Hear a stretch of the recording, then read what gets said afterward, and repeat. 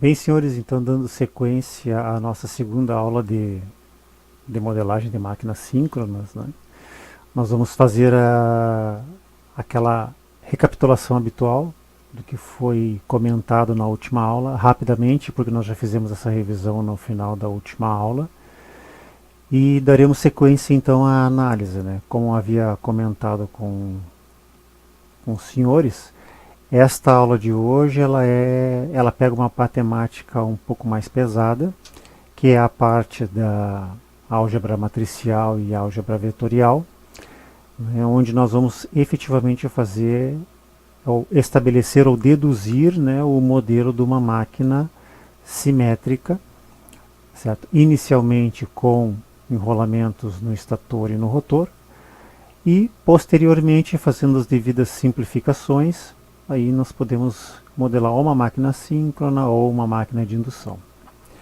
Certo? Mas para que nós possamos chegar nesse momento, né, nesse ponto do estudo, nós temos que dar alguns passos anteriores. Né? Ou seja, vamos recapitular a questão da modelagem das máquinas elementares, para relembrar o que foi visto na última aula, e depois nós vamos para máquinas com 2 enrolamentos até chegar em máquinas com 3 enrolamentos. Correto? Então, ao longo do nosso estudo, né, nós vamos ter uma série de equações, né, e elas estão todas na apostila. Então, havendo uma necessidade de um aprofundamento ou de um conhecimento, de um melhor entendimento do que está acontecendo, né, nós temos todo esse material na apostila. Correto? Então, vamos dando sequência aqui ao nosso estudo, né?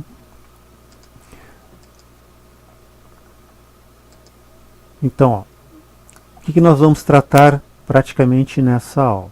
Então, são as máquinas de 2 enrolamentos e máquinas simétricas de 3 enrolamentos. Correto? Então, relembrando, né, que nós vimos numa máquina a deslocamento linear, nós tínhamos, então, né, um enrolamento, um material magnético, certo? Que tem um grau de liberdade de movimento aqui horizontal, e em função do movimento horizontal eu estou variando a relutância desse sistema, e em consequência eu estou mudando o valor da indutância, certo? Lembrando, né, que indutância pode ser estabelecida em função do número de espiras que eu tenho no enrolamento, certo? E da permeância, ou dividido pela relutância. Então, número de espiras do enrolamento ao quadrado sobre a relutância, ou o número de espiras ao quadrado vezes a permeância.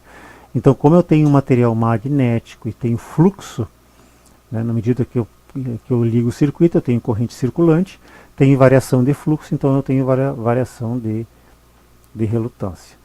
Certo? Então, o indutor varia em função da posição do material magnético, certo? Em relação ao enrolamento. Por isso que tem essa distância aqui, ó. Então aqui tem um modelo que nós fizemos, o circuito equivalente elétrico, né, do circuito mecânico, da estrutura que nós estamos analisando, e em cima disso aqui nós estabelecemos as equações.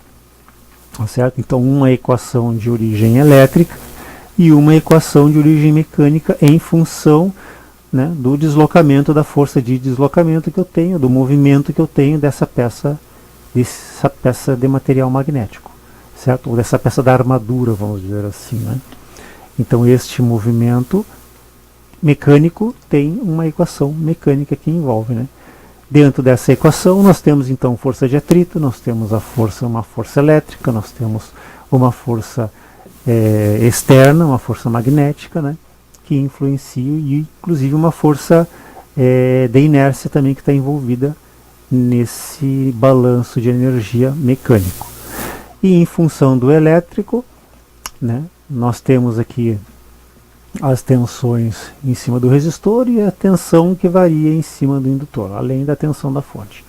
Então, em função disso, né, para fazer essa modelagem com essas duas equações, nós temos o sistema proposto, que seria um sistema com essas duas equações modeladas, certo? As minhas variáveis de entrada, que é a tensão aplicada, né, e a força externa exercida em cima da armadura, e nós temos as variáveis de saída, que seriam a corrente, né, e o deslocamento que eu tenho daquele material magnético. Então esse aqui é o sistema que modela essa estrutura aqui, ó, certo? Baseado num circuito equivalente e no conjunto de forças que atuam nessa peça. Pois bem, depois desse nós fizemos o quê? Nós tínhamos um sistema semelhante, certo? Aonde eu tenho dessa vez a minha armadura, né? Ela gira, certo? Ela tem um eixo onde ela gira, ou seja, continua havendo variação de relutância em função do meu indutor, só que agora é um deslocamento linear. Então, para efeito de modelagem, certo? Eu pego essa minha peça rotórica, é o rotor que está girando, né? Que está rotacionando. Eu tenho um eixo direto e um eixo em quadratura. Então eu vou estabelecer as minhas relutâncias em função do eixo direto e em função do eixo em quadratura. Da mesma forma que essa variação do indutor em função do ângulo também vai ser referencial ao eixo direto e eixo em quadratura. Para esta equação, ou para este sistema, eu tenho novamente duas equações. Certo? Sendo que eu tenho o equivalente elétrico, que seria semelhante à estrutura anterior, e eu tenho uma equação mecânica, só que agora eu não tenho a distância, eu tenho o ângulo. Então é praticamente a mesma equação, só que não envolve mais uma força externa, mas sim um torque externo, e não tem mais a distância, mas sim, né, o ângulo entre o eixo de referência do meu indutor e o eixo direto do meu sistema. Correto?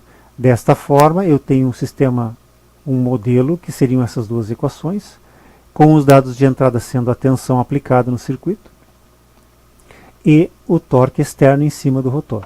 E como dados de saída eu tenho esta posição relativa entre o eixo do indutor e o eixo direto do rotor, e a corrente que circula no circuito, certo? Então, daquelas duas equações para uma máquina linear, agora eu tenho uma máquina, né, que gira em torno de um eixo zero, então eu tenho equações semelhantes. Então, o que nós temos aqui? Ó? Com uma máquina rotativa com dois enrolamentos, ó, o rotor desta máquina elementar ele pode girar em torno do eixo zero, como o anterior. O θ é o ângulo entre os eixos fixos na bobina móvel do rotor e na bobina fixa do estator. São dois enrolamentos, então eu tenho um enrolamento no rotor e um enrolamento no estator. Certo? Então agora eu tenho, observe que aqui eu tenho o mesmo esquema anterior, eu tenho uma tensão aplicada, eu tenho uma resistência de enrolamento que não está aqui, né? Eu tenho o indutor, o enrolamento do estator, e eu tenho um rotor também bobinado e também tenho uma tensão aplicada nesse rotor aqui. Ó. Então também circula uma corrente aqui, eu também tenho uma resistência desse enrolamento. Certo?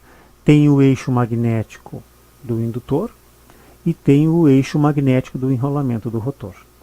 E esse ângulo θ é a posição entre esses dois eixos, o alinhamento desses dois eixos. Certo? Então eu vou ter um torque resultante aqui desta máquina. Então, quais seriam, para este circuito inicial, né, o que nós teríamos? Observando também que nós vimos na aula passada, que quando nós temos dois enrolamentos, certo? Então quando nós temos dois enrolamentos, um enrolamento alimentado por tensão, e esses dois enrolamentos estão próximos um do outro, ou seja, o coeficiente de acoplamento entre esses dois enrolamentos ele é maior que 0 e menor que 1, o que acontece? A corrente que passa pelo primeiro enrolamento, ela gera uma tensão no segundo enrolamento. E a corrente que circula no segundo enrolamento gera uma tensão no primeiro enrolamento. Ou seja, existe uma relação mútua de tensão entre os dois enrolamentos. Então, quando há dois ou mais enrolamentos numa máquina, é necessário levar em consideração o efeito da indutância mútua, além da indutância própria. E isso está estabelecido aqui nas equações. Ó. Então nós podemos ver que na máquina, onde nós tínhamos anteriormente ó, a relação, né, R vezes I, que é a resistência do enrolamento do primeiro enrolamento do estator. Aqui eu estou usando a seguinte nomenclatura: 1 é estator e 2 é rotor. Então a tensão aplicada aqui nos enrolamentos do estator, ela compreende a queda de tensão na resistência, no modelo da resistência do enrolamento, mais a queda de tensão no indutor. Então a queda de tensão no enrolamento é R1 vezes I1. E a queda de tensão no indutor vai ser o meu DDT do L e I. Só que como o L é função do θ, certo? Então o L varia em função do θ. E o I também varia, né, em função de T. Então eu vou ter esse elemento, essa tensão induzida aqui. Ó.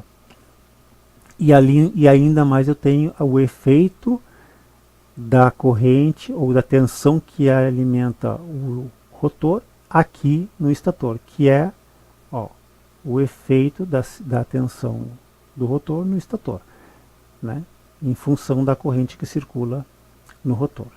Então essa aqui é a tensão desse enrolamento que é induzida no estator.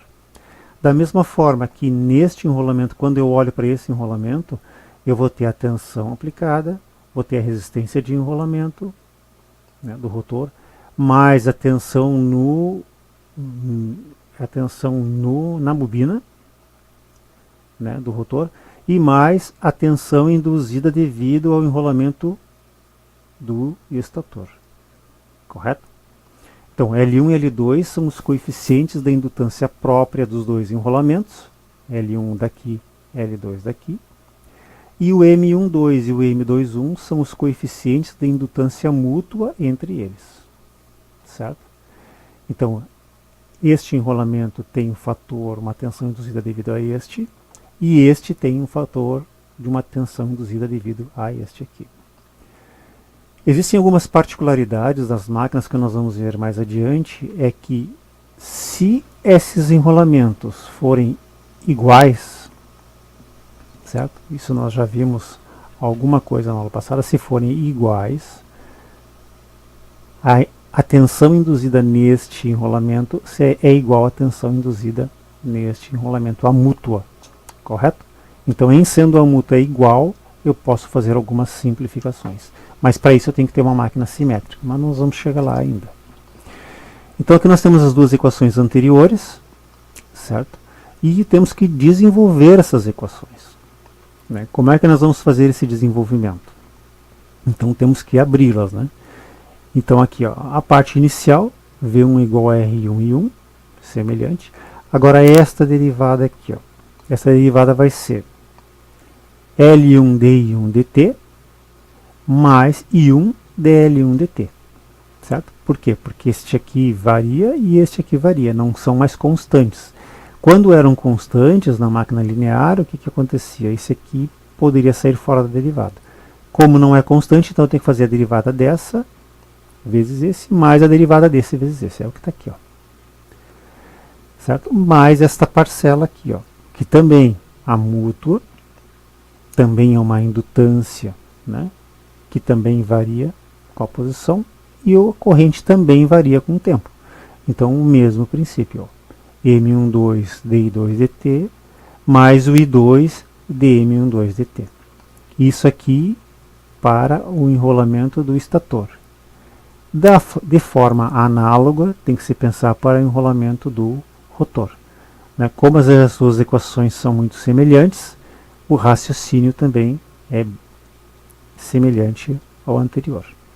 Então nós temos duas equações, uma representando a tensão no estator e uma representando a tensão no rotor. Dessa forma, o que nos interessa? Né? Nos interessa a potência. Potência é o produto de tensão vezes corrente.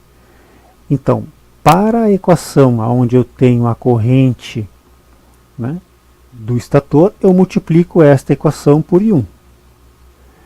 E quando eu estou analisando a corrente no rotor, eu multiplico essa equação por I2. Então, o que vai acontecer? A equação da potência é a mesma equação da tensão, só que multiplicado cada termo pela corrente. Então, isso aqui é potência, isso aqui é potência também. Observe que essa aqui é uma potência característica, né, de efeito Joule, ou seja, de transformação de energia na forma de calor. Né? Toda vez que eu tiver R quadrado, isso aí é Joule, né? Dissipação de potência por efeito Joule. Tenho a multiplicação aqui do termo por I, e aqui também, certo? Em todos os termos. Da mesma forma aqui embaixo. Só que aqui eu estou multiplicando por I2, certo? Para ter a potência do enrolamento do estator. O que seria então a potência instantânea total do sistema? Ela é obtida pela soma da potência gerada no estator e a potência gerada no rotor, desconsiderando as perdas de cada componente. Então aqui, para ser um pouco mais genérico, né, o que nós fizemos? Né? Para a dedução dessas equações, então a gente está desconsiderando aqui as perdas de cada componente. Então lembrando que nós falamos inicialmente na primeira aula que toda a modelagem, né, nós temos que estabelecer as condições de contorno a fim de conseguirmos, né, uma equação que descreva o funcionamento aproximado do sistema. Então, o método analítico ele não é ele é um método de referência, ou seja, ele me dá um comportamento aproximado, mas não é um método que tenha a precisão alta. Por quê? Porque tem algumas considerações que devem ser feitas, ou seja, as condições de contorno para análise, né, do comportamento da máquina dependem, né, da minha precisão, influenciam a minha precisão. Então, nesse caso aqui, como nós estamos desconsiderando as perdas, então nós já estamos fazendo, né, uma simplificação, correto? Em termos de equações analíticas. Existem outros métodos que nós vamos ver ainda de simulação ou de modelagem, as quais eu não preciso fazer essas considerações. Só que daí eu uso um poder de processamento, ou seja, eu uso softwares específicos, onde eles consideram ou levam em consideração fatores que atendem a essas perdas. Mas isso aí a gente vai ver mais à frente. Então, voltando aqui, a nossa potência instantânea seria a soma das duas equações anteriores. Então, esta fórmula aqui, certo? Nada mais é do que a soma das duas equações anteriores. Então, a fim de que a gente possa enxergar o que está acontecendo, então foi agrupado aqui, né? V1I1 mais V2I2. Depois as perdas aqui, Joule, né? R quadrado dividido no enrolamento 1 e R quadrado no enrolamento 2. Certo? Mas a questão da potência, aqui, daquela indutância vezes corrente, certo? A corrente 1 ao quadrado, indutância vezes corrente 2 ao quadrado, mais a mútua devido a I1, a mútua devido a I2, né, os produtos de corrente e os produtos de corrente no enrolamento 1 e no enrolamento 2. Certo? Então isso aqui é só foi agrupado para que possamos enxergar ou perceber algumas questões interessantes aqui. Então, em sistemas simétricos, o que nós já havíamos comentado anteriormente, simétricos equilibrados, certo? A indutância mútua devido ao enrolamento 2 no enrolamento 1 é igual à indutância mútua do enrolamento 1 no enrolamento 2. Então, se o M12 é igual a M21, eu substituo esses dois aqui por M. Certo? Então, não teria mais essa divisão aqui. Então, eu vou ter aqui, onde que isso aqui afeta. Olha aqui. Então, eu vou ter MI1 DI2 DT e MI2, aqui, esse aqui é MI2 DI1 DT. Certo? Não tem mais M12 e M21. Correto? Aqui eu tenho aquele produto decorrente em 2 vezes o m, que nós tínhamos aqui, ó. Onde é que tá? Em 1 em 2 vezes dm em 2 dt e m, e 1 em 2 vezes m21 dt. Como o m21 é igual ao m12, eu posso agrupar esses dois termos aqui, ó, que é o que aparece aqui, ó. 2 e 1 e 2 dm dt, certo? Então eu tive uma simplificação aqui, né, e uma simplificação aqui, nos dois termos, correto? Dessa forma, o que acontece? O rotor fixo em uma dada posição, as indutâncias próprias de cada enrolamento, L1 e L2, inclusive a indutância mútua, são constantes. Se eu fixo o rotor, se eu paro o rotor, as indutâncias próprias não variam mais com a posição. É fixo, é um valor fixo. E a indutância mútua também. Ou seja, as suas derivadas em relação ao tempo são nulas. Então, em sendo assim, quando eu tenho um rotor fixo, aquela equação anterior se transforma nesta equação aqui, ó. Certo? Por quê? Porque agora, quando eu tiver a derivada de uma constante, eu tenho zero, nulo. Então, anula aquele termo. E quando eu tenho as derivadas da indutância mútua também. Como elas são agora, elas são constantes, elas não são mais invariantes no tempo, e nem em função da posição, são constantes, então a derivada dessa constante é nula. Então aquela equação anterior, desta equação aqui, ó, ela se torna desta forma aqui, ó. Certo? Neste caso aqui, ó, eu tenho derivada de I1, então eu vou explicitar essa derivada aqui, ó. Então eu vou ter o V1I1 mais o V2I2 mais o R1I1 ao quadrado mais o R2I2 ao quadrado mais DDT. Ó, tem DDT aqui, aqui, ó. Então vai ter. Como é que eu vou colocar esse termo novamente dentro da derivada? 1 meio de L1 ao quadrado mais 1 meio de L2I2 ao quadrado mais M I1 e 2. Certo? Então, colocando aqui dentro. Se eu fizer essa derivada aqui, eu vou ter esses termos aqui, ó. Correto? Onde o termo entre parênteses da equação, desta equação aqui, ó, representa a energia total magnética armazenada no sistema. Então, todo esse termo aqui é energia. Agora, vocês lembrem qual era a forma da energia que nós havíamos visto lá no indutor puro? Era a multiplicação da indutância vezes corrente ao quadrado. 1 meio dl I quadrado. Certo? Então está aqui, ó. Aparece aqui a energia que está no enrolamento 1, a energia que está no enrolamento 2, mais a energia devido, ou mais a relação devido às mútuas. Correto? Então, no caso geral, então aquele era o caso específico, este é o caso específico, onde as indutâncias são fixas, ou onde o rotor está fixo em relação ao estator.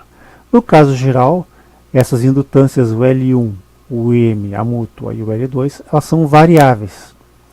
Então, em sendo variáveis, eu já não posso dizer que aquela derivada é de uma constante a zero. Então, eu vou ter que desenvolver essas derivadas. Então, qual é a derivada dessa expressão aqui, considerando a indutância variável e a corrente variável?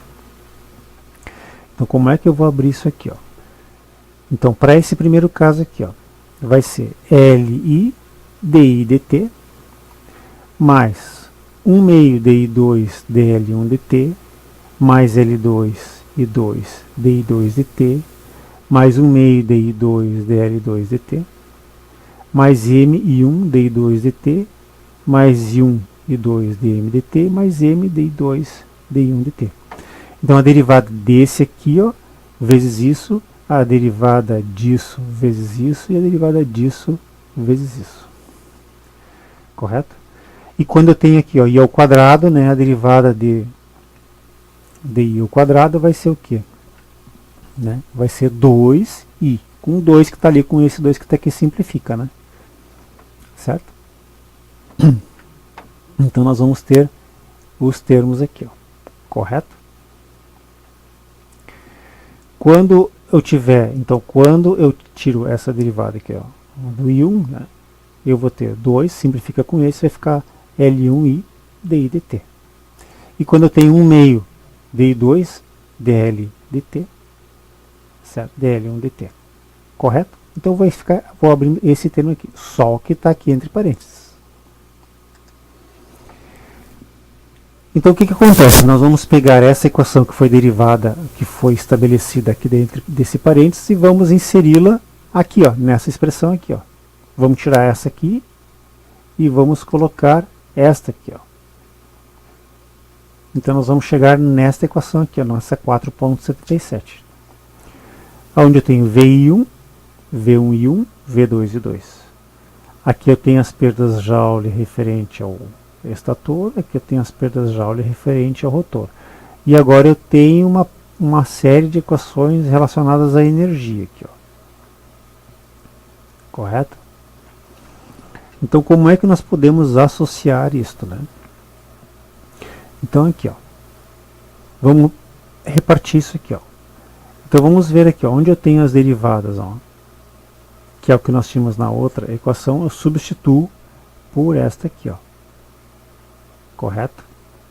Então eu vou ficar nesse termo, onde eu pego explícito aqui, ó, algumas, né, derivadas, chego nesse termo, mais este termo aqui, ó.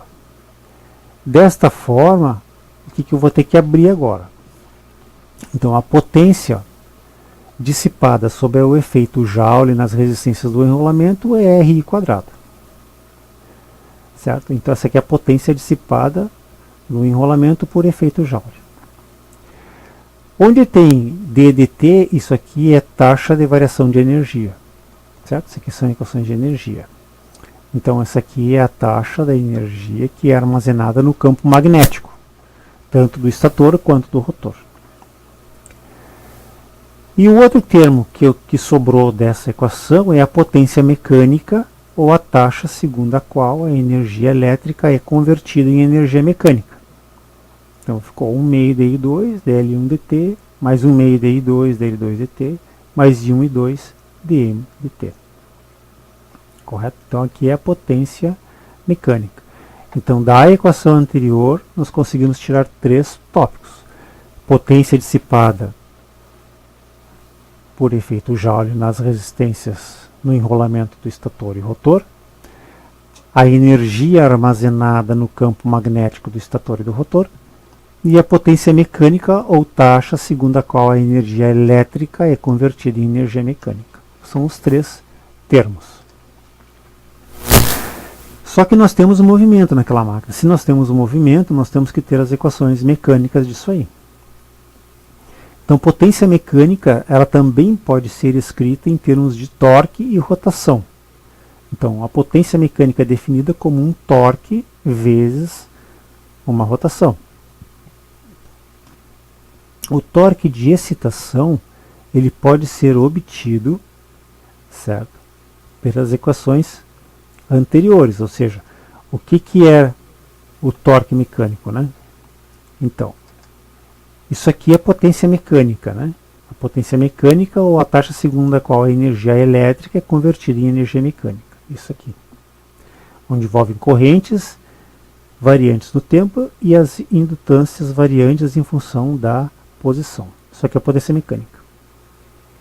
Da mecânica clássica, a potência mecânica para uma máquina girante também é torque vezes a variação da rotação. Então isso aqui também é potência mecânica. Então eu igualando essa expressão com a anterior, que está aqui, ó, certo? Eu tenho a variação da posição em função do tempo.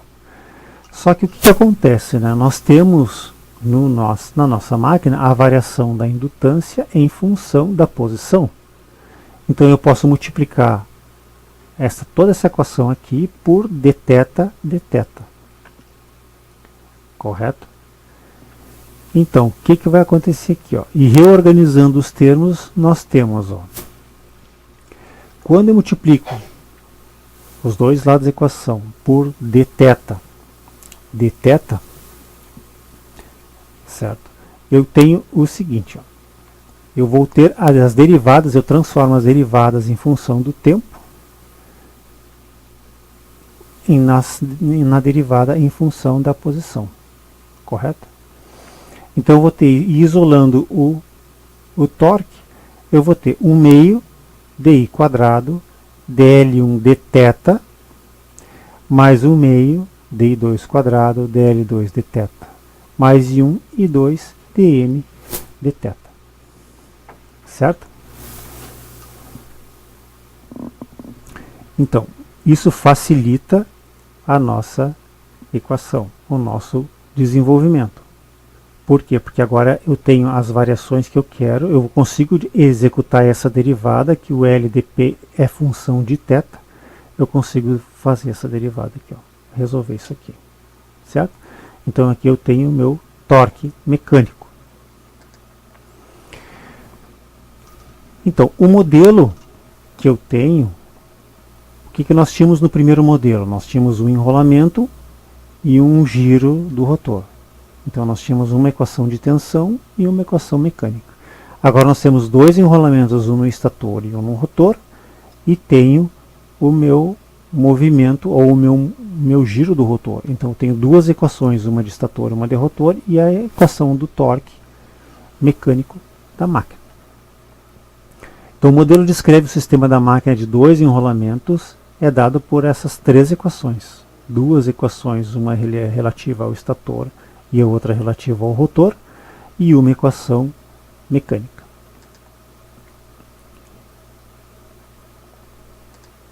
Entendido? Então, se eu tivesse que fazer o meu sistema de simulação, então eu teria aqui as minhas funções de transferência, né? Teriam as minhas variáveis de entradas, que são as minhas tensões, certo? E o torque externo que eu estou colocando, e tenho como variáveis de saída, então, as posições, certo? E as correntes I1 e I2, conforme nós vimos nos modelos anteriores. Então essa aqui é uma máquina com dois enrolamentos, certo? Então, vamos voltar aqui, ó.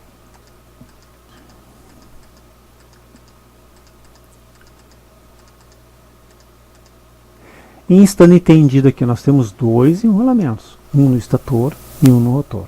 Uma equação para o estator, uma equação para o rotor e uma equação mecânica. Correto? Dois enrolamentos e um movimento.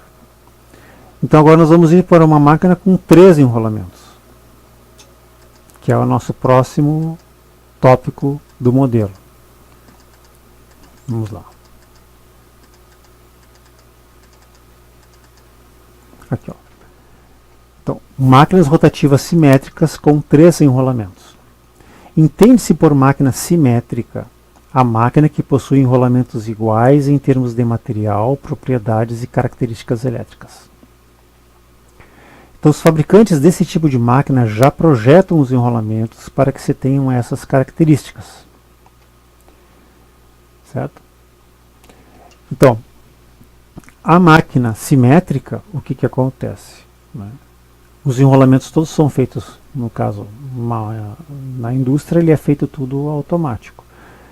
Então, mesmo fio, mesmo número de espiras. Praticamente espera-se que tenha as mesmas indutâncias, as mesmas reatâncias, né? Sujeitas às mesmas condições. Então eu teria três enrolamentos com as mesmas características. Por que dessa necessidade de serem praticamente idênticos? Isso é em função da construção da máquina, ou seja, do equilíbrio de forças, o equilíbrio dos campos que eu vou ter ali. Então o que vai fazer com que a minha máquina gire é o acompanhamento que eu tenho do rotor acompanhando o meu fluxo girante dentro da máquina, certo? Então quanto mais equilibrado eu tiver esses enrolamentos, mais garantia que eu tenha perdas reduzidas, que eu tenha um mínimo esforço para fazer esse movimento.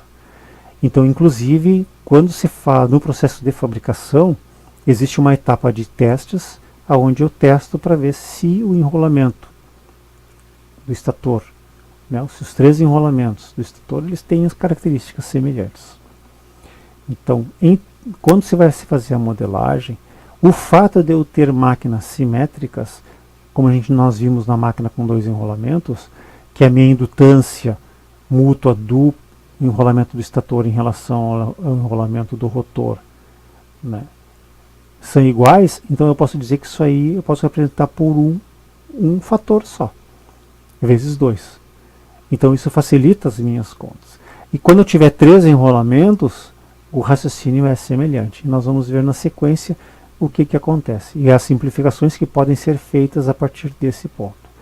Tá, mas se eu precisar modelar uma máquina que eu não tenha essa simetria, então eu tenho que levar em consideração. Eu não posso fazer essas reduções, essas simplificações, eu tenho que simplesmente levar em consideração as variações das mútuas. Então o meu equacionamento ele vai ficar um pouco mais complexo, certo? Mas é possível fazer também, correto? Então vamos lá. Então o que acontece nessas máquinas rotativas, né, com 3 enrolamentos? Eu tenho a disposição das bobinas, eu tenho uma alimentação senoidal trifásica, certo? E eu tenho os tipos, que são máquinas assíncronas e máquinas síncronas, correto? Então, o que diferencia a máquina síncrona da máquina assíncrona, né? Então, é uma máquina que trabalha em sincronismo entre os campos estator e rotor, e uma máquina que trabalha fora desse sincronismo.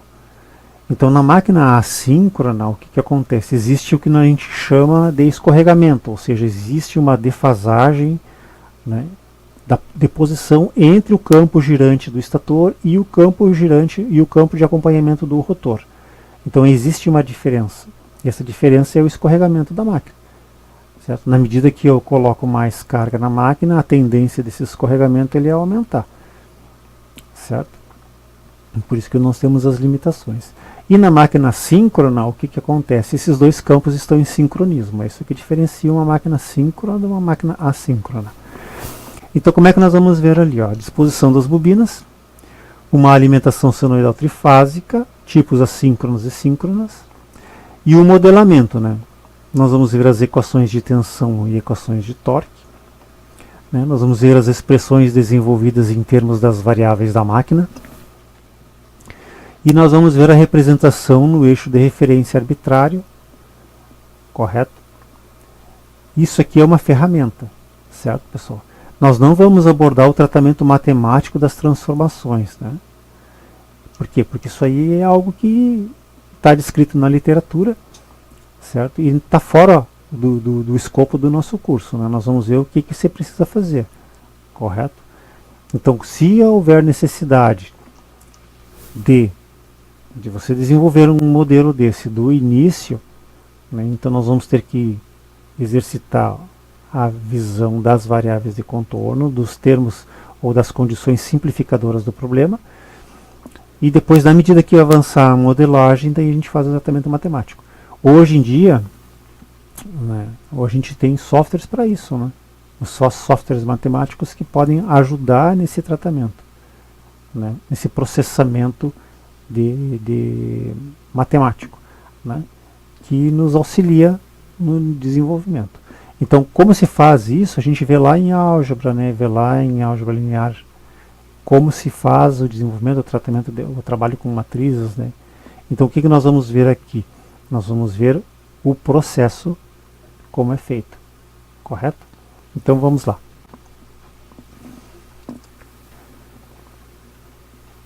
Então, o que acontece? Ó? Os enrolamentos, né? Qual é a especificação do nosso modelo? É uma máquina síncrona de polos lisos, trifásica. Os enrolamentos do estator e rotor estão defasados 120 graus entre si. E foi feita a conexão em estrela. Então, o que nós temos aqui? Ó? Então, o que tiver índice S é estator. O que tiver índice R é rotor. Correto? Então, aqui a parte de fora é o estator e a parte interna é o rotor. Então, como é que nós temos aqui? Nós temos uma bobina A do estator. Está aqui, ó, certo? Lembra a notação do ponto, né? Aqui saindo do quadro e aqui entrando no quadro, na tela. Bobina A, bobina B e bobina C. Então, do A para o B eu tenho 120 graus. Do B para o C mais 120 e do C para o A mais 120 graus. Isso no estator.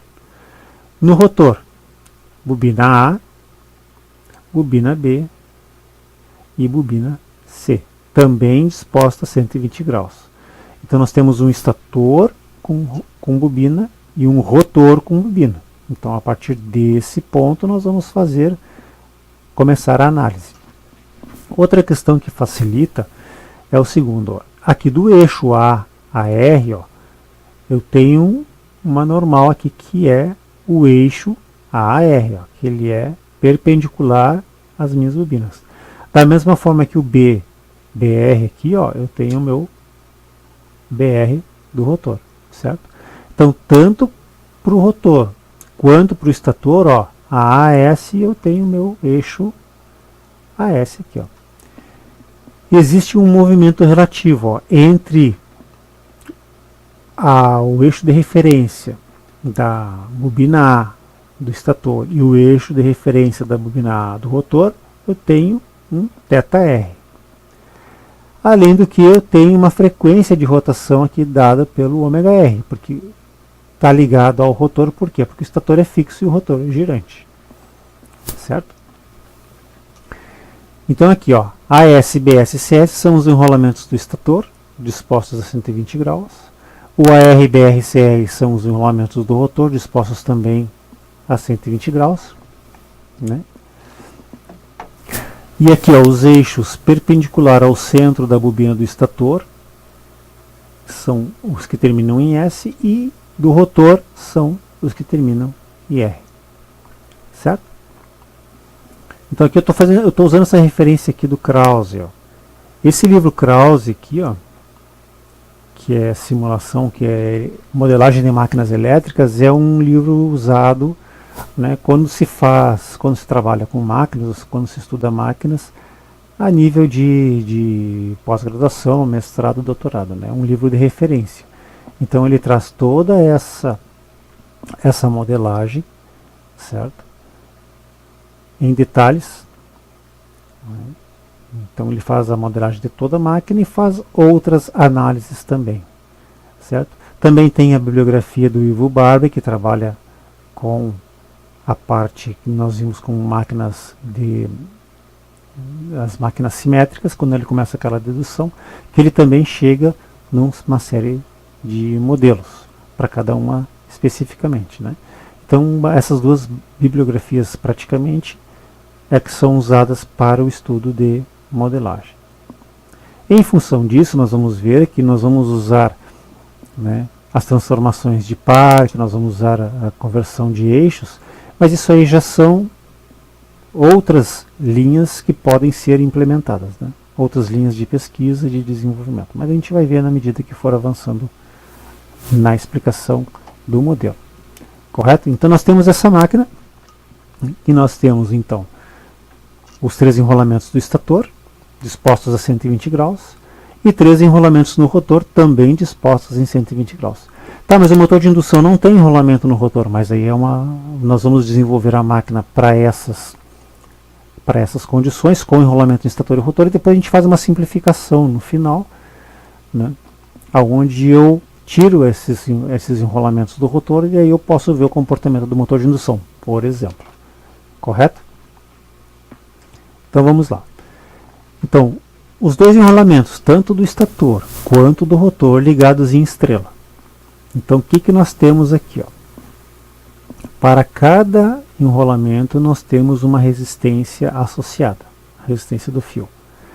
Se nós formos observar só esse ramo aqui, ó, era o que nós tínhamos antes, o nosso circuito equivalente com uma resistência, né, do estator e um enrolamento do estator, certo? Então este aqui, ó, é para a bobina C, este aqui é para a bobina B e este aqui é para a bobina A. Então, 3 enrolamentos dispostos a 120 graus entre si. Correto? Mecanicamente, esses enrolamentos estão muito próximos, ou seja, se eu tenho 3 enrolamentos alimentados por correntes próximos, então eu tenho as mútuas atuantes, ou seja, o enrolamento A ele induz uma tensão no B e induz uma tensão no C. Da mesma forma, o enrolamento B induz uma tensão no A e induz no C. E o enrolamento C induz no B e induz no A. Correto? Isso no estator. Da mesma forma acontece no rotor. Certo? Então a gente já pode ver que quando eu tinha 2 enrolamentos, quantas equações elétricas eu utilizei? 2. Com 3 enrolamentos, quantas equações elétricas eu vou precisar?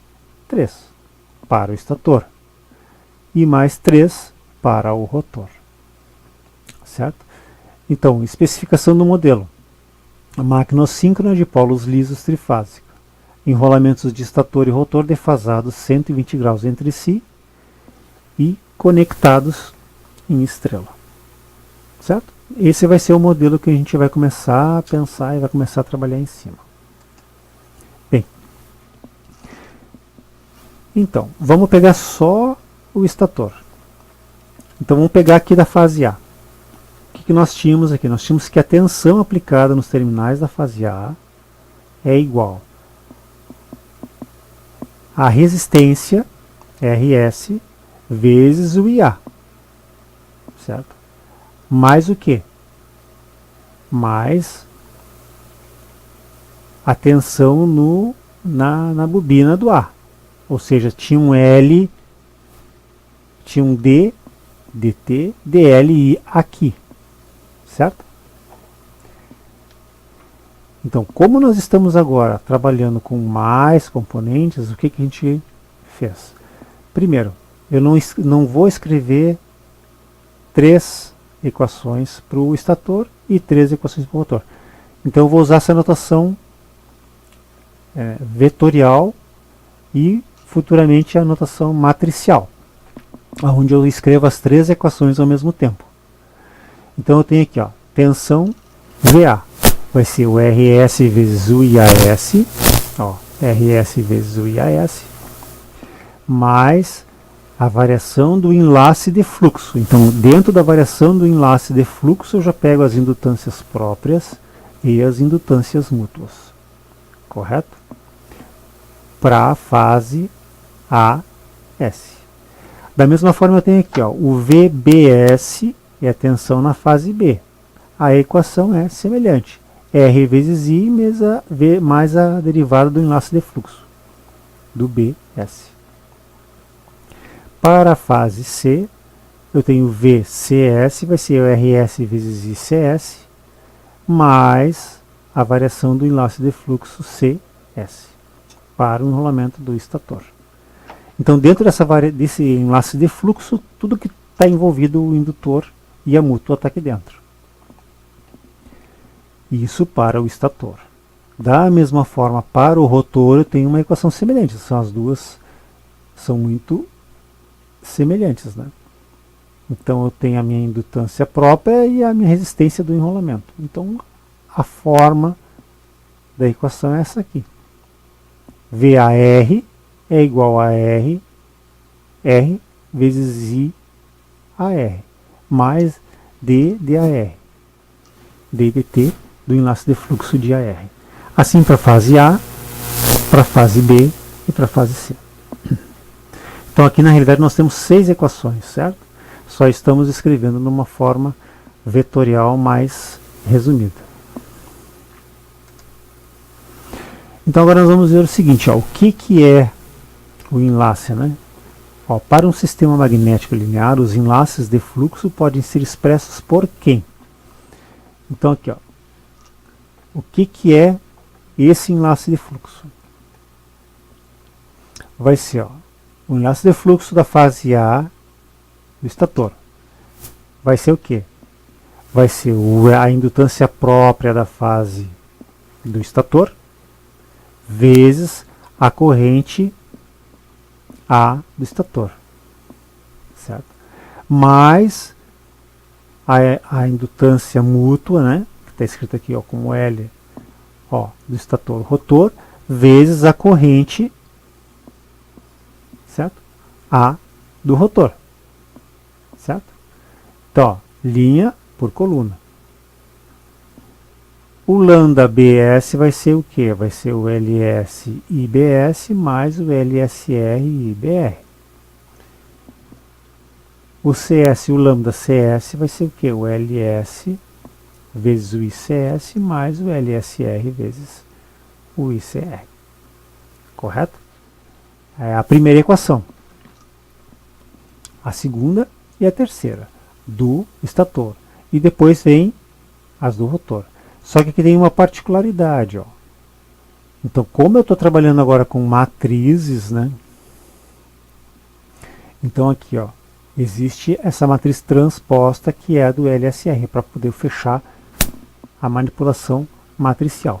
Então, com as indutâncias próprias, ele vem direto, certo? Com as mútuas, eu tenho esse detalhe aqui, ó, tá? Do transposto.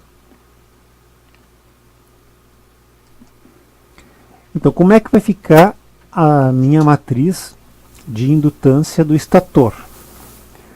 Vai ficar, eu tenho que levar em consideração o seguinte, ó, LLS. O que é LLS? Ó, é a indutância de dispersão dos enrolamentos do estator. Onde é que estão essas indutâncias de dispersão? Elas estão na cabeça de bobina. O que é a indutância de dispersão? O que é o fluxo de dispersão que eu tenho na máquina? Certo? Nós fizemos algumas considerações na aula passada sobre o fluxo de dispersão, né? É aquele fluxo que é desperdiçado e não gera trabalho, certo? Então, para algumas modelagens, nós vamos ver, é necessário que a gente estabeleça um modelo de fluxo de dispersão.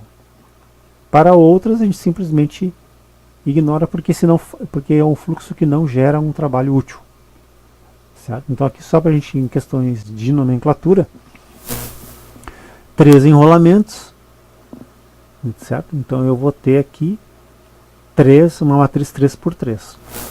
LLS é a indutância de dispersão dos enrolamentos do estator. LMS é a indutância de magnetização dos enrolamentos do estator.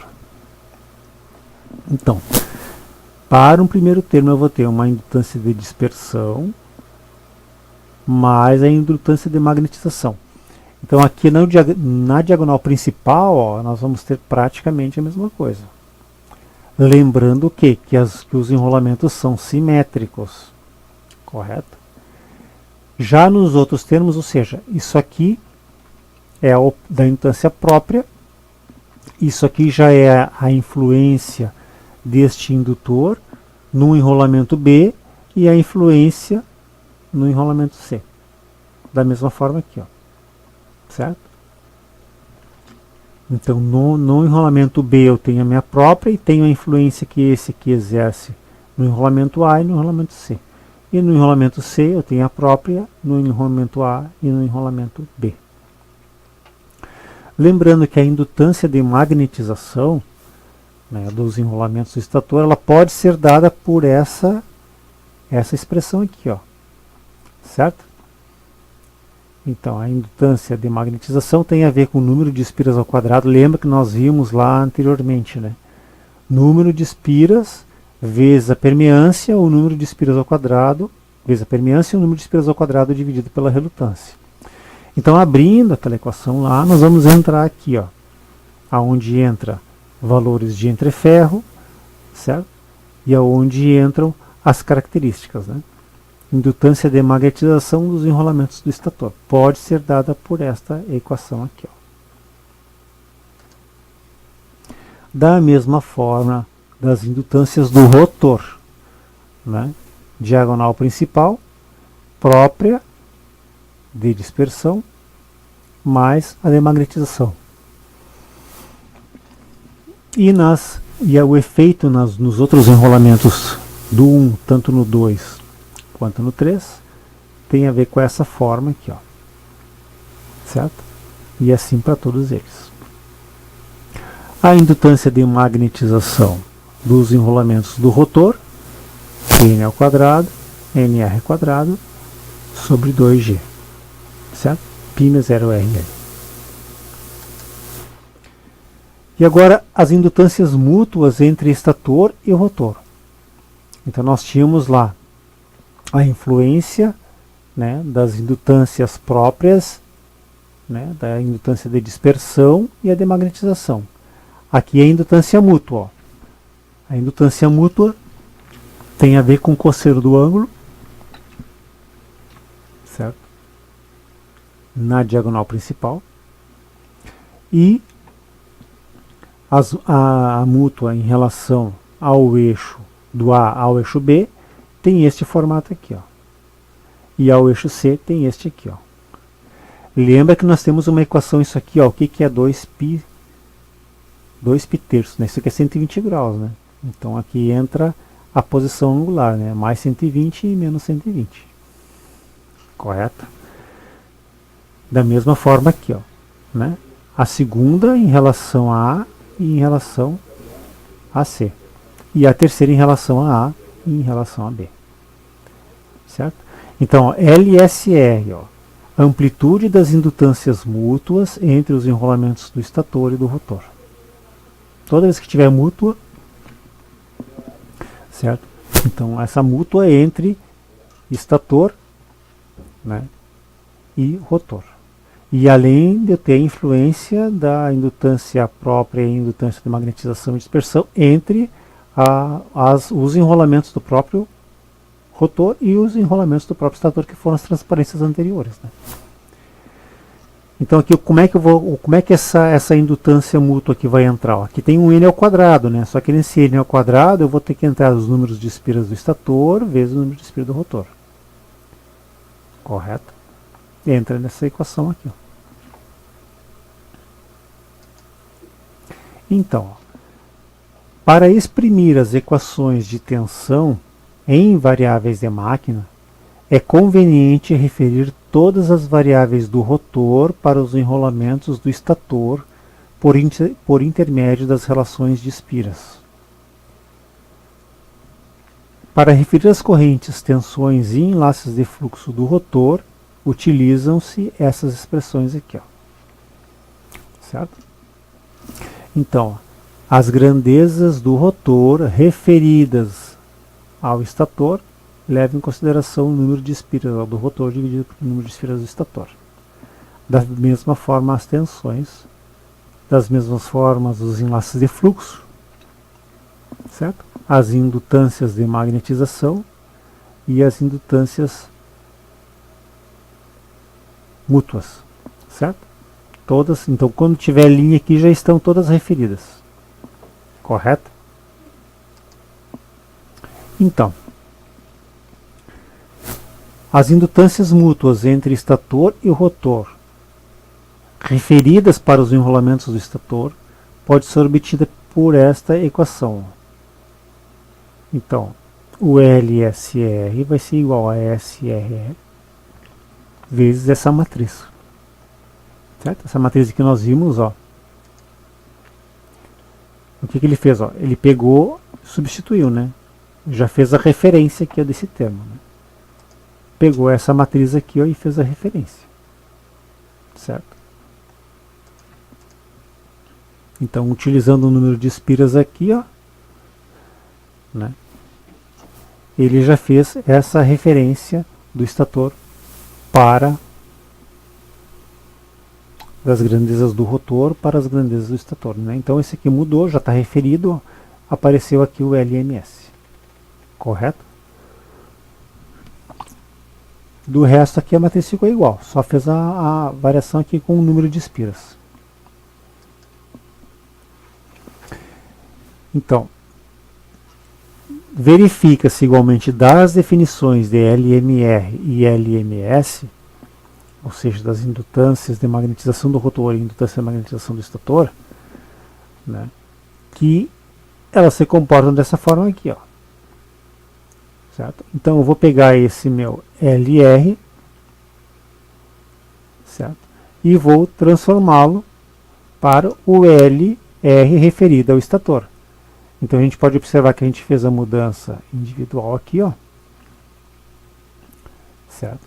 Para cada uma delas, e ficou um linha aqui, ó, já feita a referência, certo?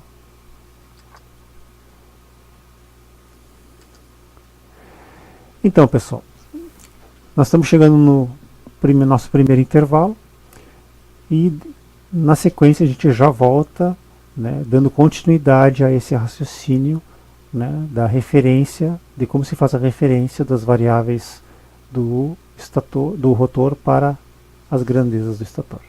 Já voltamos.